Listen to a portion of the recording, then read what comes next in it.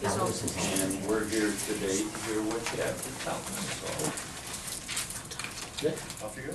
All right. Well, first of all, thank you for having me here.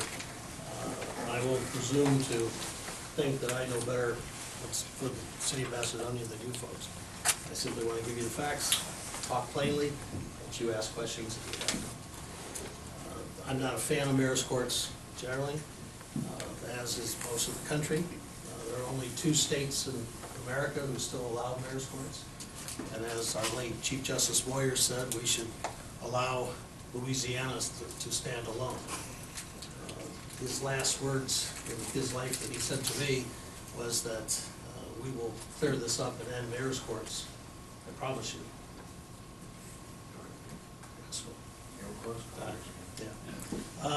Why are so many people against it? Why am I against it? It kind of flies in the face of even the foundation of the country. When the Declaration of Independence was written by Thomas Jefferson, one of his points was that you can't have a system where the executive, in that case the king, not only picks the judges, decides how much they're paid, keeps them in office at his will. You have to have a separate branch. America decided to try something different than the rest of the world had ever tried. 3 separate but equal branches: the executive, the legislative, the judicial.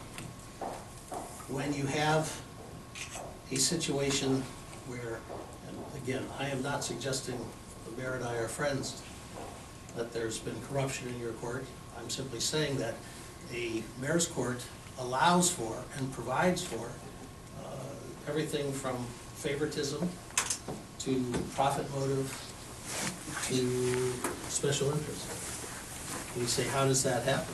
Well, perhaps it never happens in your court, but I'm suggesting none of you would think it made sense if you had a legislative branch where a mayor selected the council people, decided how much they made, and decided when they should be replaced.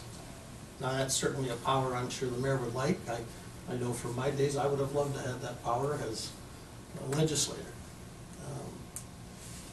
There are valid reasons for mayor's courts. The 2 that I hear are convenience, and the one that people don't talk about is money. The only one that really matters to anybody is the money, but we'll talk about the convenience. Around Ohio, there are places that have a municipal court for the entire county, and people will travel 45 minutes to go handle a speeding ticket.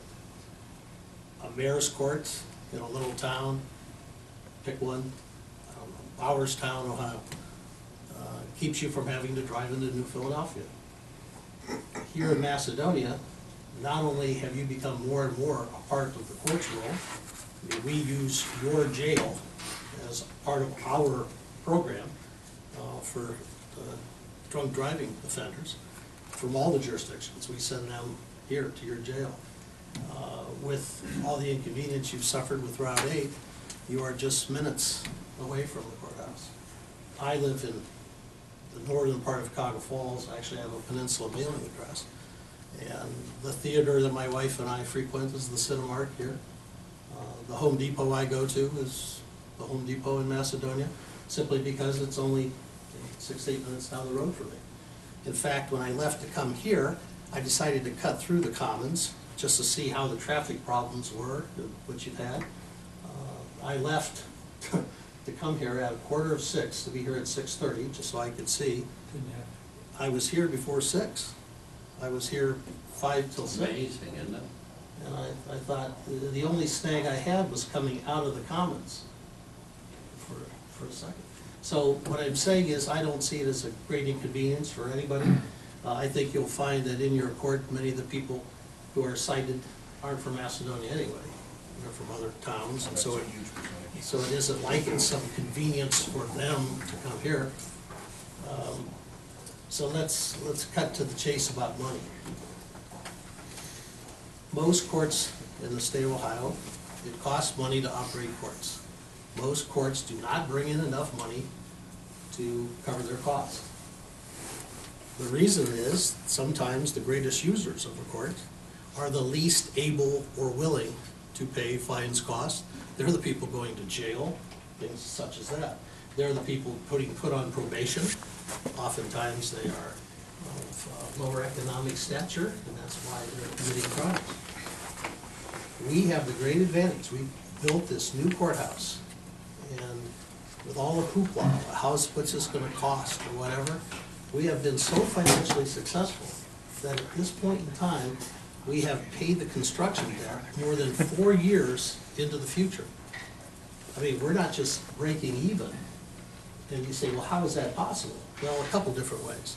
With our bigger building, we now have done things that we used to have to farm out. Electronically monitored house arrest, for example. We now can do that as part of our probation department. And because we do it more efficiently, unlike most governments, than the private industry did what they were charging us, it's driven the price down for everybody else who uses the private industry, because we're being able to do it at the volume so much cheaper. We're making $5,000 to $6,000 a week from that.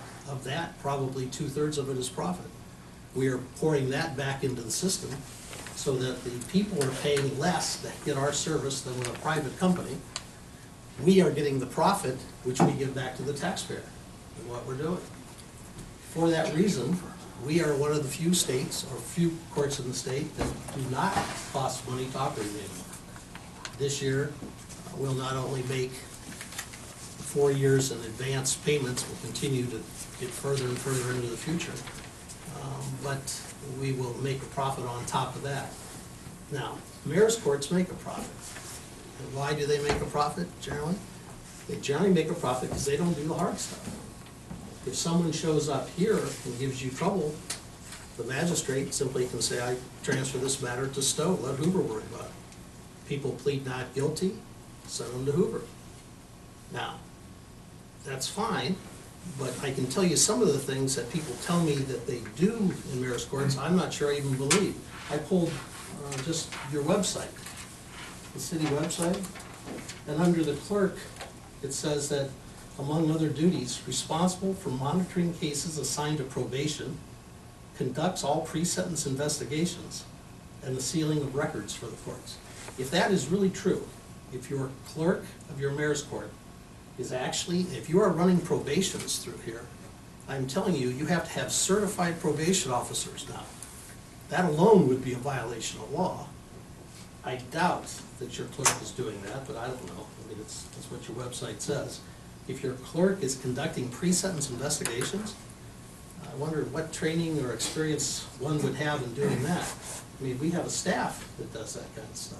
People that we spend money on to train and keep at the highest levels of professionalism.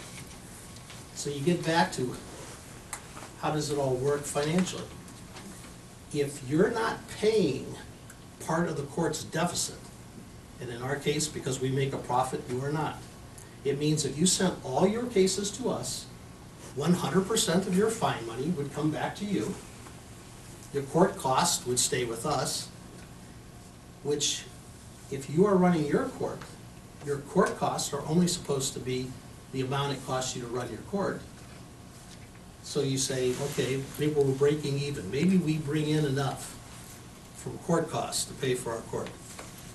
And again, you have to ask those questions. I don't know what it costs for your clerk, for your deputy clerk, for your magistrate, for your prosecutor here, for your software, for your supplies, for your utilities when you're open. All I can tell you is you're already paying for that at the Stow Municipal Court. I don't have to add a magistrate if I take on the Macedonia caseload. You might ask, what is your caseload?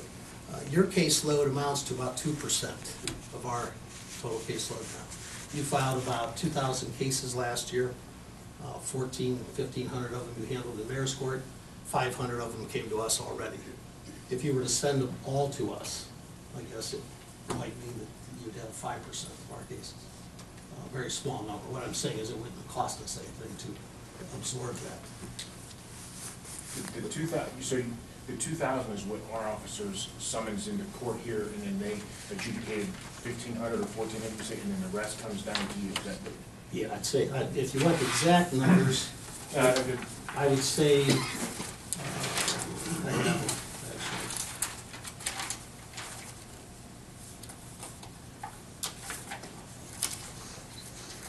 I believe you sent us about 500, and in 2011, I want to say 1,420 is what stayed here.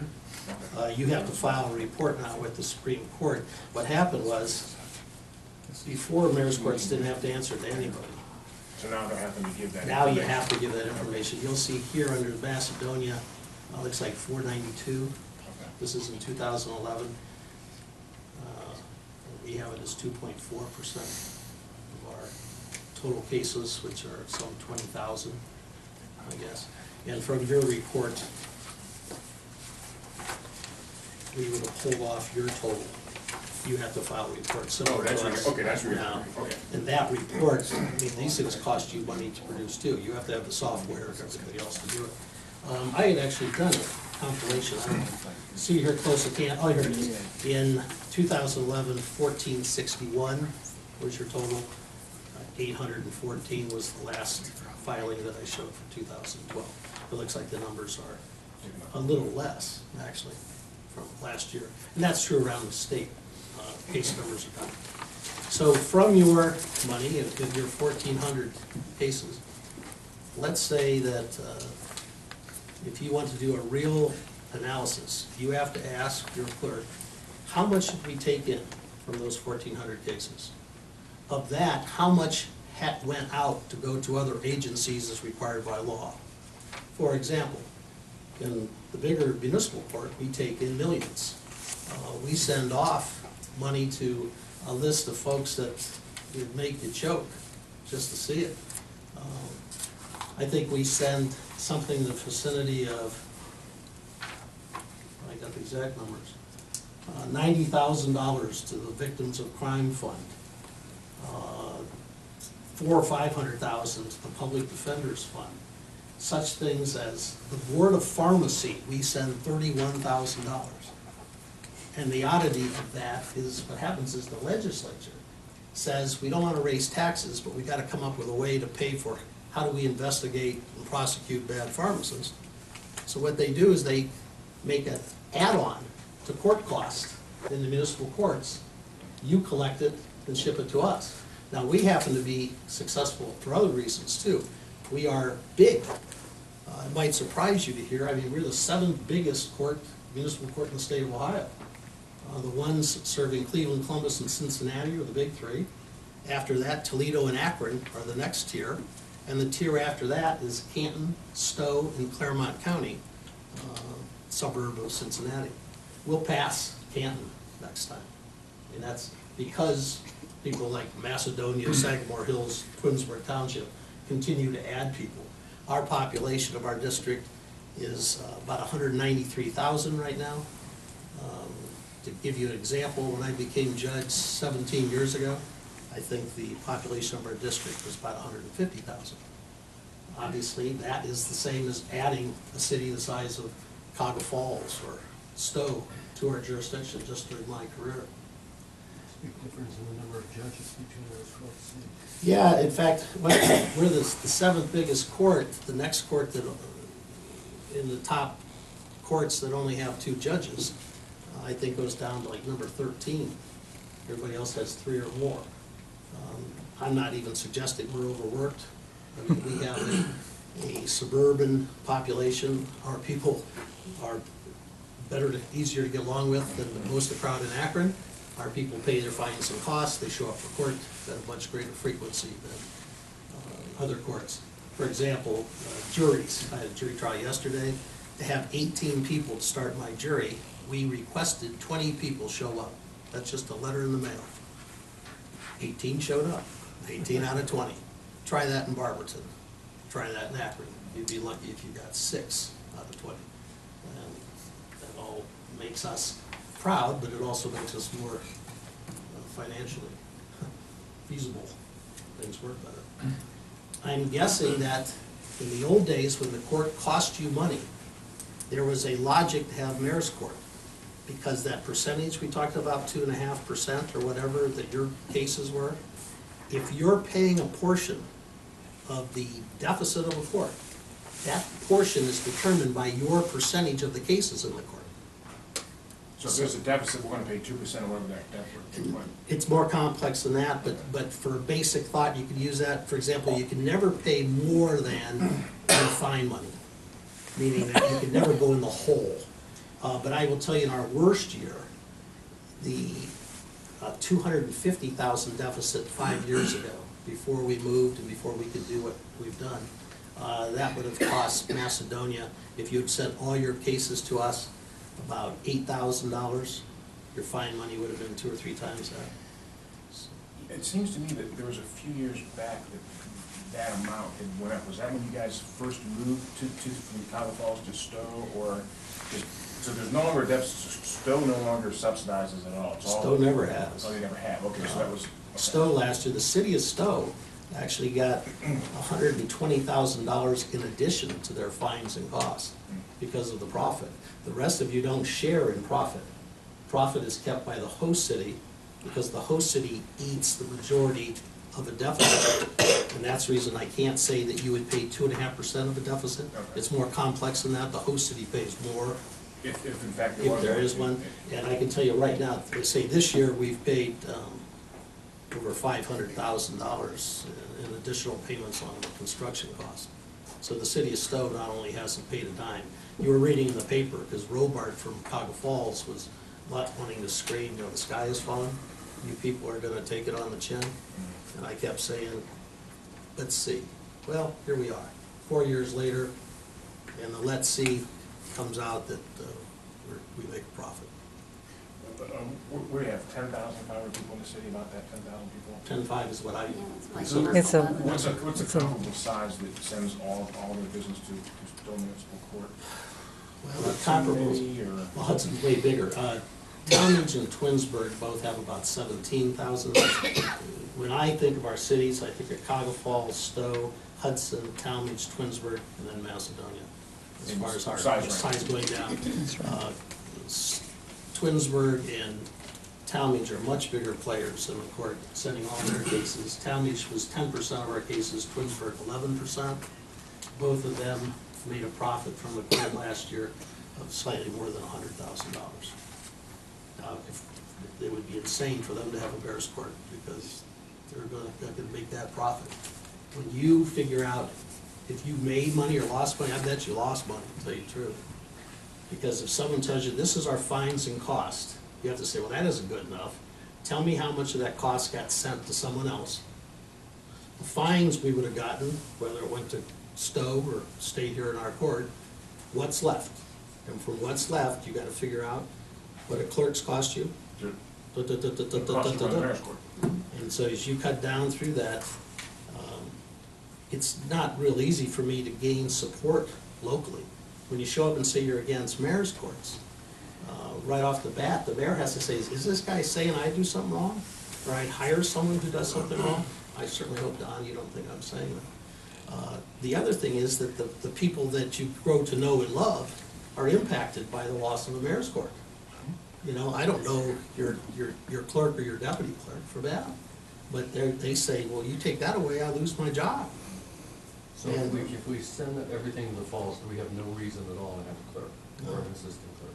Okay. And I would guess you would have huge savings and, well, you'd have no reason to have a magistrate. Well, sure, I mean. I would guess your prosecutor fees would go down dramatically.